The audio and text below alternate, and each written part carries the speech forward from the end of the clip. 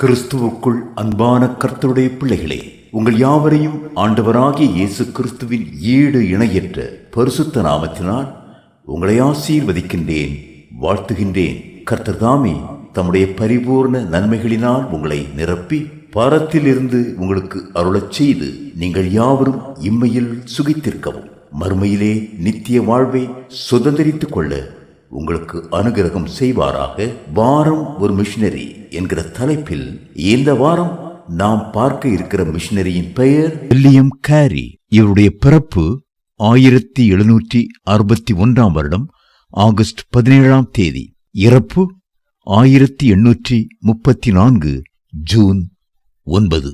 இன்றைய மிஷனரி இயக்கங்களின் தந்தை என்று அழைக்கப்படும் வில்லியம் கேரி இங்கிலாந்து நார்த்தாம்ப்டன்ஷைரில் உள்ள பவுலஸ்புரி என்ற கிராமத்தில் 1761 ஆகஸ்ட் மாதம் 17 எட்மண்ட் மற்றும் எலிசபெத் கேரி ஆகியோருக்கு மகனாக பிறந்தார். வில்லியமுக்கு சிறு வயதாயிருக்கும் போதே அவருக்கு சுற்றுச்சூழல் மீது அதிக ஆவல் இருந்தது. செடிகள், பூச்சிகள், சிறு விலங்குகள் ஆகியவற்றை சேர்க்கும் பழக்கம் இவரிடம் இருந்தது. இவர் ஒரு செயலை விடாமுயற்சியுடன் செய்யும் சிந்தை கொண்டவர். ஒருமுறை ஒரு மரத்தின் உச்சியில் இருந்த குருவி கூட்டை எடுக்க முயற்சி செய்து கீழே விழுந்து அடிபட்டு கை மற்றும் கால்களில் கட்டு போடப்பட்டு தனது தாயின் அறையில் படுத்திருந்தார். அவரால் இந்த தோல்வியை கொஞ்சம் கூட ஏற்றுக்கொள்ள முடியவில்லை. மறுபடியும் அந்த மரத்தில் ஏறி அந்த குருவி கூட்டை எடுத்துக்கொண்டு வந்தார். தனது 12வது வயதில் குடும்ப பொருளாதார நெருக்கடியினால் பள்ளி படிப்பை பாதியிலேயே நிறுத்திய இவர் ஒரு செருப்பு தைக்கும் தொழிலாளியிடம் உதவியாளராக சேர்ந்தார். ஒரு சிறந்த கிறிஸ்தவ குடும்பத்தில் பிறந்த இவர் ஆலயத்தில் பாடகர் குழுவில் இடம் பெற்றிருந்தார். ஆனாலும் அவர் கிறிஸ்துவை முழுமையாய் அறியவும் இல்லை, அவரை ஏற்றுக்கொள்ளவும் இல்லை. இவர் ஆன்மீகத்தில் ஈடுபாடற்றவராகவே வாழ்ந்து வந்தார். தான் வேலை செய்த இடத்தில் அவருடைய சக பணியாளராயிருந்த ஜோன்பார் மூலமாக இயேசுவை பற்றி அறிந்த அவர் தன்னுடைய வாழ்க்கையை முழுமையாக இயேசுவுக்கு அர்ப்பணித்தார். வில்லியம் கேரி செருப்பு தைக்கும் பணியை செய்து கொண்டிருக்கும் போது எப்போதும் அவர் பக்கத்தில் ஒரு புத்தகமும் வைத்து அதை வாசித்துக் கொண்டிருப்பார். Greek, Hebrew, Latin, French, Dutch ஆகிய மொழிகளை கற்ற இவர் ஹீப்ரு மொழியை கற்றுக்கொள்ள 15 கிலோமீட்டர் தூரம் நடந்து செல்லவும் தயங்கவில்லை. கேப்டன் குக்கின் கடற்பயணங்கள் என்ற புத்தகத்தை படித்த வில்லியம் தென்கடல் தீவுகளில் வசித்து வந்த மக்களுக்கு சுவிசேஷம் அறிவிக்கப்பட வேண்டியதின் அவசியத்தை உணர்ந்தார். ஒரு பெரிய உலகப் படத்தை வரைந்து தன்னுடைய பட்டறையின் சுவற்றிலே மாட்டி வைத்து ஒவ்வொரு நாள் காலையிலும் அதற்கு முன்பாக முழங்காற்படியிட்டு அந்த வரைபடத்தில் உள்ள தேசங்களுக்காகவும் மக்களுக்காகவும் ஜெபிக்க ஆரம்பித்தார். இதனால் அவருடைய உள்ளத்தில் இயேசுவை பற்றி அறியாத மக்களை குறித்த பாரம் உருவானது. 1892 பாப்டிஸ்ட் மிஷனரி சொசைட்டி என்ற ஊழிய நிறுவனத்தை வில்லியம் ஆரம்பித்தார். பாப்டிஸ்ட் சபையின் போதகர்களுடைய ஆண்டு நிறைவு கூட்டத்தில் தேவ செய்தியை கொடுப்பதற்காக அழைக்கப்பட்ட வில்லியம் கேரி ஏசாயா 54 2 மற்றும் 3 ஆதாரமாக கொண்டு தேவனிடத்தில் பெரிய காரியங்களை எதிர்பாருங்கள், தேவனுக்கென்று பெரிய காரியங்களை செய்யுங்கள் என்று பிரசங்கித்தார். இந்த கருத்தே அவர் வாழ்க்கை முழுவதும் குறிக்கோளாக மாறியது. தேவனுக்கு ஊழியம் செய்ய அநேகர் தங்களை ஒப்புக் கொடுக்க இந்த வார்த்தைகள் வழிவகுத்தது. இந்தியாவில் ஊழியம் செய்ய தன்னை அர்ப்பணித்த வில்லியம் கேரி 1793 ஜூன் மாதம் 13 தனது குடும்பத்துடன் கப்பல் ஏறி நவம்பர் மாதம் 9 கல்கத்தாவில் வந்து இறங்கினார். அவரோடு அவர் மனைவியும் 4 பிள்ளைகளும் இருந்தார்கள். தனது கடற்பயணத்திலேயே வங்காள மொழியை கற்க ஆரம்பித்தார் வில்லியம் கேரி.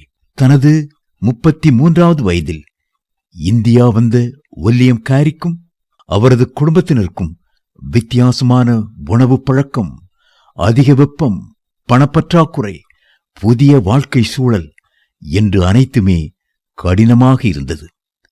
வில்லியம் கேரி தனது பொருளாதார தேவைகளுக்காக தாவரவியல் பூங்கா ஒன்றின் மேலாளராகவும், மை தயாரிக்கும் தொழிற்சாலையின் மேலாளராகவும் மற்றும் மொழியியல் துறையின் பேராசிரியராகவும் பணிபுரிந்தார். என்றாலும் பெரும்பாலான நேரத்தை வேதாகம மொழிபெயர்ப்பிலேயே செலவிட்டார். இந்த காலகட்டத்தில் தன்னுடைய அருமை பிள்ளைகளையும் தன் மனைவியையும் இழந்தார். அவருடைய 5 வயது மகன் பீட்டர் இறந்தபோது யாரும் புதைக்குழி வெட்ட வராததால் தனது சுகவீனத்திலும் தாமாகவே தன் சொந்த மகனுக்கு குழி வெட்டினார். அந்த நேரத்தில் 2 பேர் உதவி செய்ய முன்வந்தபோது வில்லியம் அவர்களை நன்றி பெருக்கோடு பார்த்து கண்ணீர் சிந்தினார். எந்த சூழ்நிலையிலும் இவர் சோர்ந்து போகாமல் தேவன் தன்னை எதற்காக அழைத்தாரோ அந்த அழைப்பில் உறுதியாயிருந்தார். 1798ஆம் ஆண்டு ஒரு இளம் மிஷனரி குழு வில்லியம் கேரியுடன் ஊழியத்தில் இணைந்தார்கள். மிகவும் உற்சாகமடைந்த வில்லியம் கேரி இன்னும் உத்வேகத்துடன் செயல்பட ஆரம்பித்தார். வேதாகமத்தை பல மொழிகளில் மொழிபெயர்த்தார். ஆனால் யாரும் எதிர்பாராத வேளையில் அந்த துயர சம்பவம் நடந்தது. ஒரு மாலை பொழுதினில் இரவு பகலாக அவர் செய்திருந்த மொழிபெயர்ப்பு கையெழுத்து பிரதிகள் அனைத்தும் தீக்கிரையாகி போயின. எவ்வளவோ முயற்சித்தும் தீயை அணைக்க முடியவில்லை. ஆனாலும் தன் மனதை தளரவிடாத வில்லியம் கேரி தனது குழுவுடன் இணைந்து ஒரு புதிய உத்வேகத்துடன் செயல்பட்டு மறுபடியும் மொழிபெயர்ப்பு பணி செய்து முடித்தார். 1800ஆம் ஆண்டு சராம்பூர் கல்லூரியை நிறுவின வில்லியம் கேரி ஒரு அநாத இல்லத்தையும் ஒரு தொழுநோய் மருத்துவமனையையும் ஏற்படுத்தினார். கல்கத்தாவில் உள்ள அரசாங்க கல்லூரியில் 30 ஆண்டுகள் பேராசிரியராக பணியாற்றியவர் தன்னுடைய வருமானத்தில் ஒரு சிறிய பகுதியை மட்டுமே தன்னுடைய செலவிற்காக வைத்துக் கொண்டு பெரும் பகுதியை தேவ ஊழியத்திற்கென்று பயன்படுத்தினார். 1800ஆம் ஆண்டிலேயே புதிய ஏற்பாடு முழுவதையும் வங்காள மொழியில் மொழிபெயர்த்து முடித்த வில்லியம் கேரி புதிய ஏற்பாட்டை 40க்கும் மேலான மொழிகளிலும் முழு வேதாகமத்தை 20க்கும் மேலான மொழிகளிலும் மொழிபெயர்த்தார். உடன்கட்டை ஏறுதல் மற்றும் உயிர் பலிக்காக பச்சிளம் குழந்தைகளை கங்கை நதியிலே தூக்கி எறிதல் போன்ற தீய பழக்கங்கள் தடை செய்யப்பட்டதற்கு இவரே முக்கிய காரணமாக இருந்தார். இக்கொடிய பழக்கங்களை நிறுத்த வில்லியம் கேரி அரும்பாடுபட்டார். பென்டிங் பிரபு கவர்னர் ஜெனரலாக இருந்தபோது 1820ஆம் ஆண்டு சதி என்கிற உடன்கட்டை ஏறுகிற பழக்கத்திற்கு தடை விதித்து சட்டமும் ஏற்றினார். அன்று ஞாயிற்றுக்கிழமை வில்லியம் கேரி ஆலயம் செல்ல ஆயத்தம் செய்து கொண்டிருந்தார். அவர் இந்த சட்டத்தை ஆங்கிலத்திலிருந்து வங்காள மொழியில் மொழிபெயர்க்க வேண்டும். தான் ஆலயம் சென்று வந்தபின் மொழிபெயர்த்தால் அதற்குள் அநேகர் கொல்லப்பட்டு விடுவார்களே என்று எண்ணியவர் ஆலயம் செல்லாமல் சதி என்னும் கொடிய பழக்கத்திற்கு முடிவு கட்டும் மொழிபெயர்ப்பு பணியை செய்து முடித்தார். இவ்வளவு அதிகமாக ஆண்டவரால் பயன்படுத்தப்பட்டும் அவர் பெருமைப்படவில்லை. தன்னை ஒரு பயனற்ற ஊழியன் என்றும் சிறிதளவே பயன்பட்டவன் என்றும் கூறினார் வில்லியம் கேரி. மற்றவர்கள் வில்லியம் கேரியை புகழ்வதைக் கண்டு பொறாமை கொண்ட ஒரு பெண் வில்லியம் கேரி ஒரு ஷூ மேக்கர் என்று கூறினார்.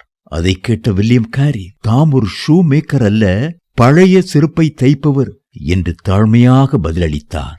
இத்தனை அரும்பெரும் காரியங்களை செய்து இந்தியாவில் 41 ஆண்டுகள் வாழ்ந்த இவர் ஒருமுறை கூட தனது தாய் நாடான இங்கிலாந்திற்கு செல்லவில்லை. தான் வாழ்ந்த நாளெல்லாம் மக்கள் நலனுக்காகவே தேவ ஊழியத்தில் ஓடிய வில்லியம் கேரி 1834ஆம் ஆண்டு ஜூன் மாதம் தனது உலகப் பயணத்தை முடித்து தான் நேசித்த இந்தியாவிலேயே அடக்கம் செய்யப்பட்டார். அவருடைய சேவையின் பலன்களை இன்றைக்கும் நம்முடைய கண்களால் நாம் காண முடிகிறது. நாமும் தேவ சேவையில் தளர்ந்து போகாமல் மக்கள் பணியில் நிலைத்து வாழ்வோம். கர்த்தர் உங்களை ஆசீர்வதிப்பாராக. ஆமேன்.